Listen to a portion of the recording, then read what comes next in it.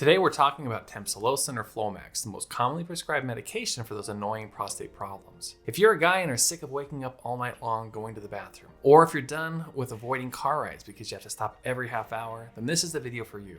Because today we're going to go over how to best take this medication as well as review some of the side effects that you should be watching out for so you can get a better night's sleep. TAMSULOSIN belongs to a class of medication called alpha blockers. These are medications that block the alpha receptors that are found in smooth muscles and help control contraction. They are found in blood vessels, but in the context of TAMSULOSIN, they're also found in the urinary tract, specifically the bladder and the prostate. Because of that, the most common use of TAMSULOSIN is to treat a condition we call benign prostatic hypertrophy. This is where, over time, the prostate starts to enlarge, making it more difficult for the bladder to empty. When the bladder doesn't empty completely, it takes a lot less time for it to feel full again. Hence, this is why you're getting up so often to go to the bathroom.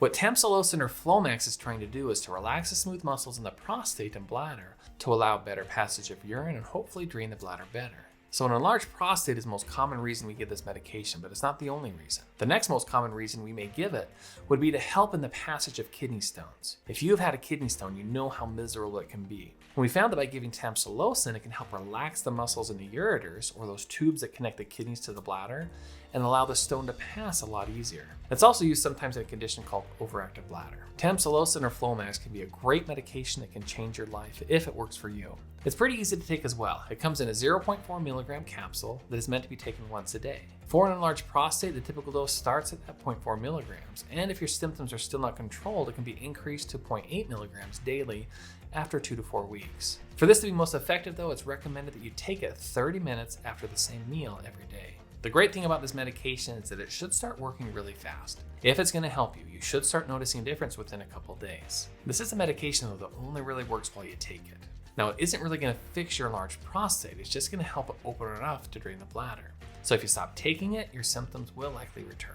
So overall, this is a great medication. It can be a life changer for those who are really suffering from their enlarged prostate, but it isn't without its potential side effects. The vast majority of people do great on it without any significant problems, but there are a few things that you should be watching out for. Probably the most common side effect that you may encounter is a feeling of lightheadedness with standing quickly. Alpha blockers like TAMSULOSIN were actually first developed to be blood pressure medications, so they can lower your blood pressure, making you dizzy when you stand up too quick.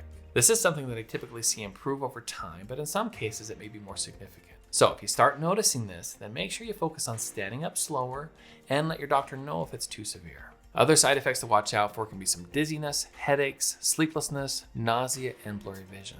Now, one thing we do need to talk about is that it can have an effect on your sexual life.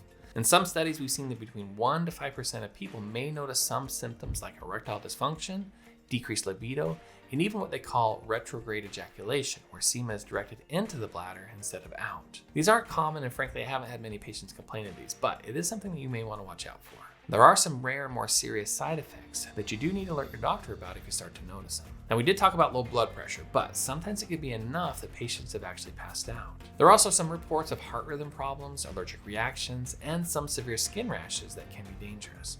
So if you notice any of these, then contact your doctor right away.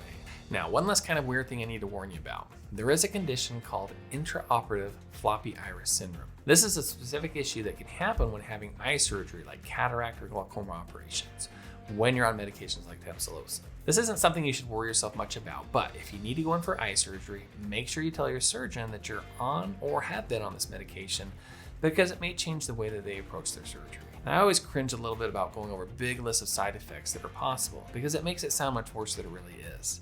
TAMSULOSIN really is a medication that for the vast majority of people is tolerated really well and can be a life changer. When you spend your life getting up 4, 5, or 6 times throughout the night, or you're that guy that knows where every single bathroom is in town, something like this can be a game changer. So if your doctor thinks that this is the right medication for you, hopefully you feel now a little more confident taking it and know exactly what to watch out for if you start having a problem with it. So that's all we're going to say about TAMSULOSIN today. We really appreciate you spending time with us and would love to hear about your experiences with this medication or anything else. Let us know in the comments below what you've been experienced while taking this medication. But until next time, I'm Dr. Richardson with Family Med, and we want to thank you for watching, and we'll see you in the next video.